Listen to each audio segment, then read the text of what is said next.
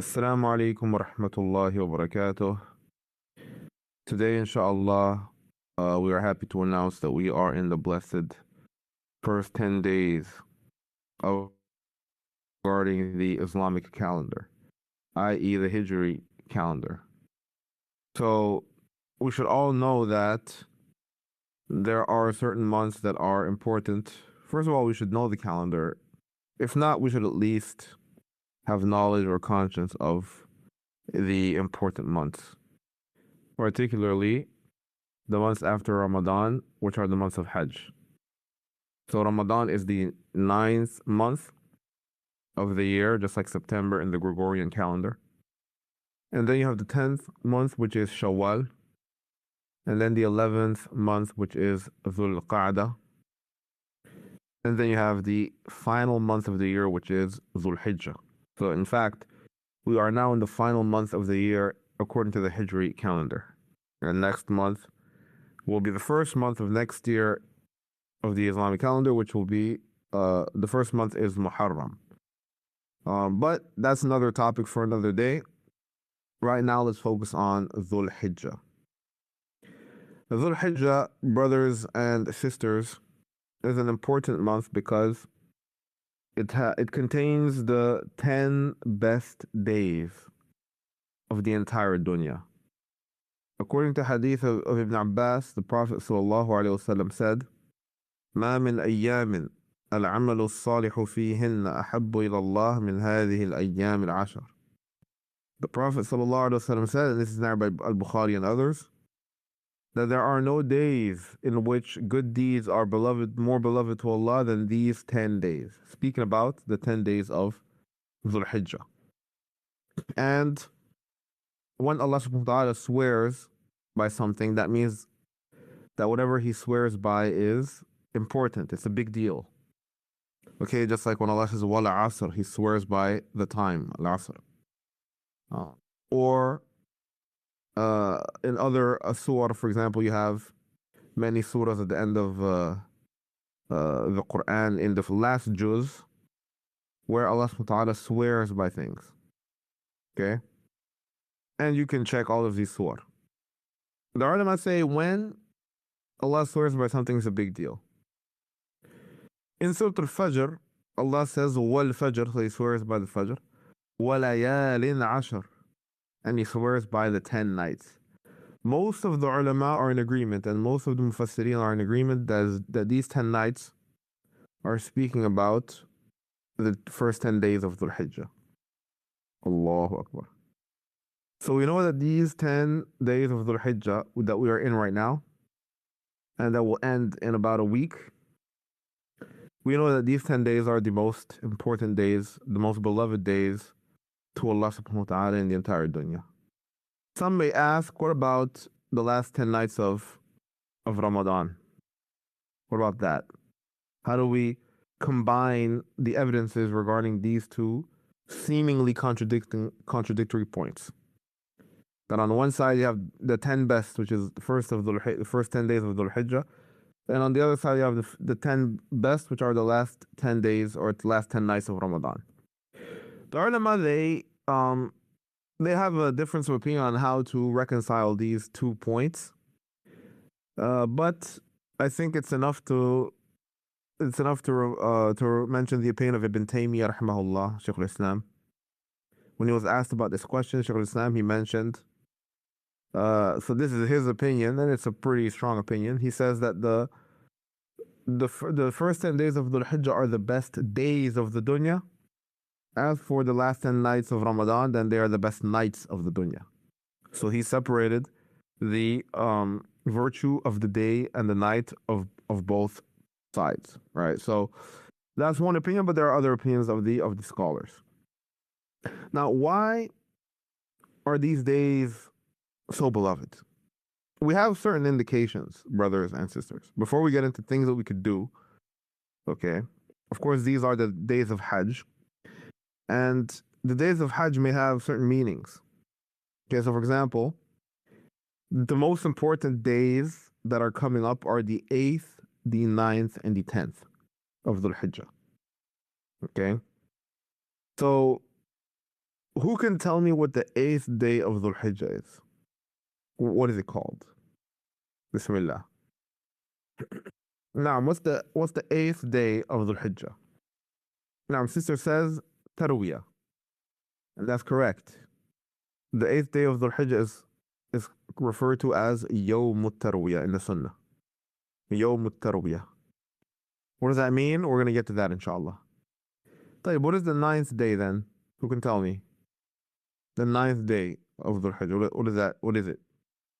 Naam, sister says Arafah, and that's correct. The ninth day of Dhul Hijjah is Arafah. Now we move on to the 10th day. So what's the 10th day called, and what does it represent? Naam. Sisters are saying Eid al-Adha. Naam, correct. And the actual name in the Sunnah that is most common is Yawm al-Nahr. So we have three important days. Three important days, okay? Everybody pay attention, inshallah. The first, Yawm al-Tarwiyah, which is the 8th. The second is Yawm Arafah, which is the 9th.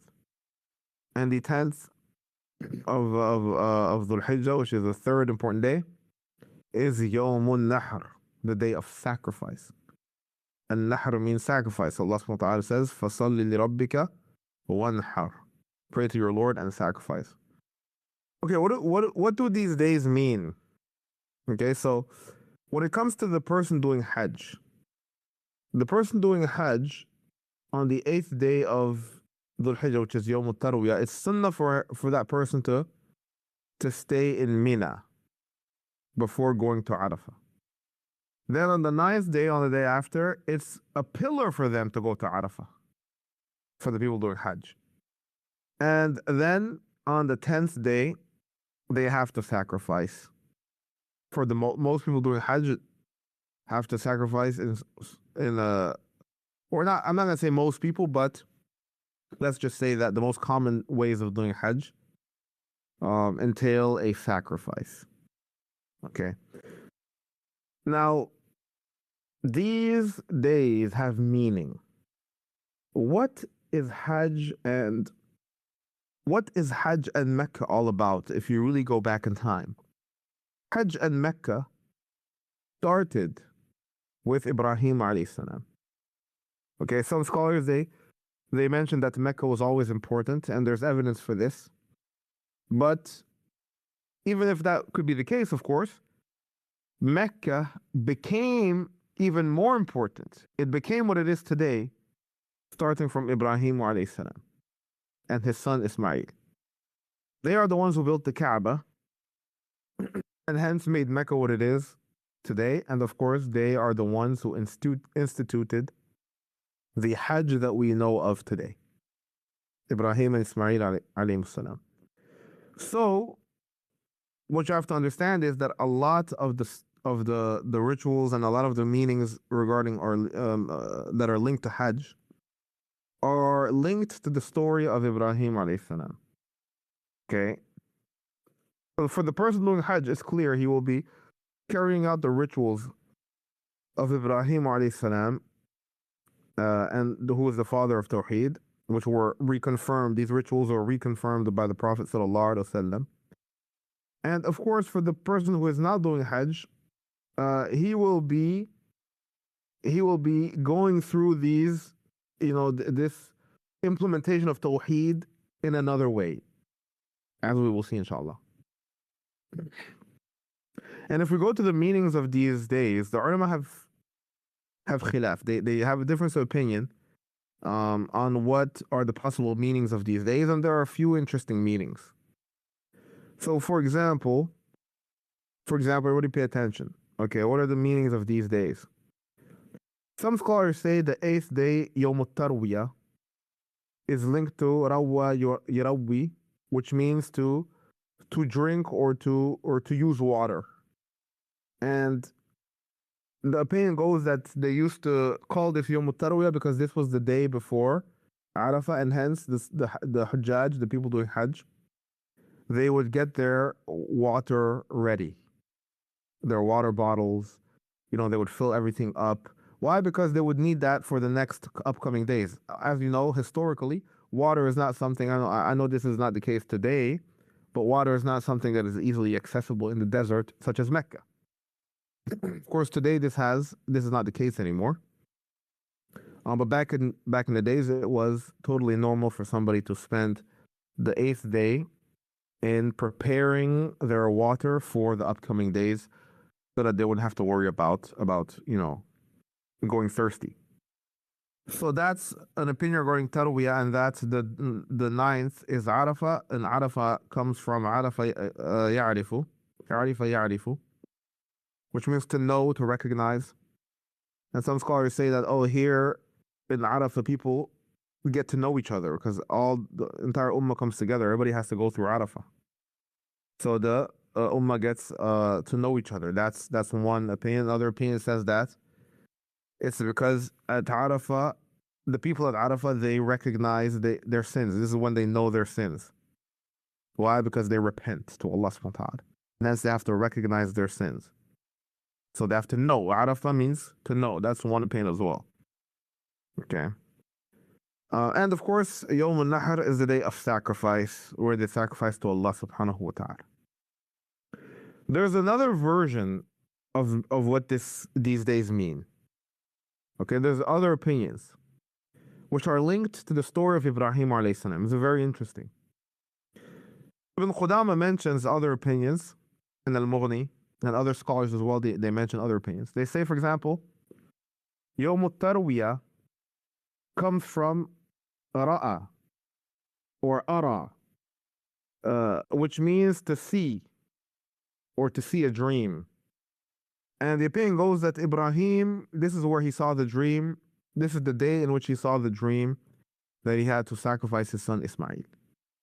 And there's Ara, Yara, Yarawi, this is like a repetition as well, seeing something repeatedly.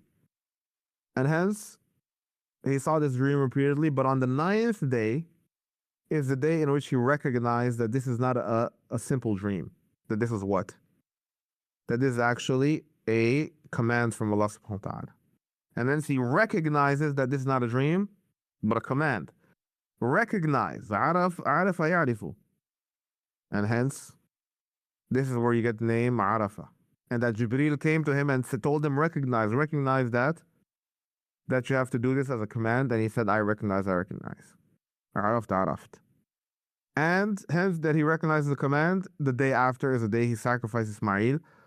Of course, as soon as his knife goes down to the throat of Ismail to sacrifice him for Allah, which was only a test, it was not supposed to, Allah commanded him to do it, but the objective was not for it to be done, it was just to test his faith. Allah subhanahu wa ta'ala replaced Ismail with a sacrificial animal. And hence, sacrifice. That's the day after, Yawm al-Nahr, the day of sacrifice. And hence this is what the Hujjaj go through as well in a spiritual form and in recognition of the story of Ibrahim alayhi salam. We'll end, brothers and sisters, on what can we do as those who are not doing Hajj. So for those who are doing Hajj, it's clear they have their Hajj rituals that are coming up. As for those who are not doing Hajj, the ulama mentioned, according to the Sunnah, that there are a few good deeds that are recommended in these first 10 days. Number one, dhikrullah azza wa jal. To mention Allah subhanahu wa ta'ala, to do dhikr, to evoke Allah subhanahu wa ta'ala. This is based on the hadith narrated by Imam Ahmed, where the Prophet sallallahu alaihi wasallam said, فَأَكْثِرُوا فِيهِنَّ مِنَ التَّهْلِيلِ وَالتَّكْبِيرِ وَالتَّحْمِيدِ. He said, in these 10 days, multiply your statement. You're saying La ilaha illallah, and you're saying Allahu Akbar, and you're saying Alhamdulillah. The second action that is recommended in these days is to fast. And all of these days are recommended to fast. And Arafah is even more recommended to fast. And the only day that you're not allowed to fast is the 10th, which is the day of Eid. Now, the third action that is recommended is Qiyamul Layl, to pray to Allah subhanahu wa ta'ala in night prayer. And it was narrated by the ulama that some of the Salaf, such as Sa'id ibn Jubayr, when these 10 days of Dhul Hijjah would start, he would enter into a mode of hard work to a point where people thought he was, worshiping Allah subhanahu wa ta'ala outside of his own capacity. That's how much hard work and dedication he put into worship of Allah Azza wa Jal.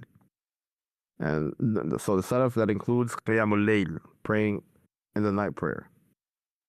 The fourth is At-Tawbatu ila Allah Azza wa Jal. The fourth is to come back to Allah to repent for our sins. There's a good moment to do so. Now, some scholars mention sadaqah as well. Why not? Sadaqah is always something good. It's always a good deed, and it may be multiplied in these days. And the final point is al-udhiyah. Al-udhiyah is a recommended act, which is to sacrifice an animal. Now, and there are rules regarding that, but that can maybe discussed in another dars.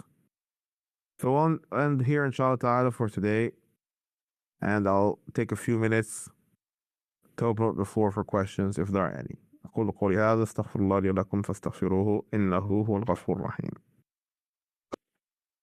Sister says, I request everyone to pray for my uncle. He passed away an hour ago in an accident. Allah. Rahimahullahu rahmatan wasi'ah. We ask Allah subhanahu wa ta'ala to have mercy on him and to accept him in his Jannah. Ameen ya Rabbal. And this should be a reminder for us. That life is short and that we should have our affairs in order. Now, somebody asked, are sins counted as more sinful during these days? Now, yes, some scholars such as Ibn Rajab mentions that sins are considered worse during the sacred months. These sins are not multiplied necessarily. So there's a difference between sins being multiplied and sins being considered more grave. So here, sins are considered more grave, but they are not necessarily multiplied. Any other questions? Sounds good. We'll conclude then, inshallah. Jazakumullah khairan. And speak soon, inshallah, see you soon for the next dars. Assalamu alaikum wa rahmatullahi wa barakatuh. وآخر دعوانا أن الحمد لله رب العالمين.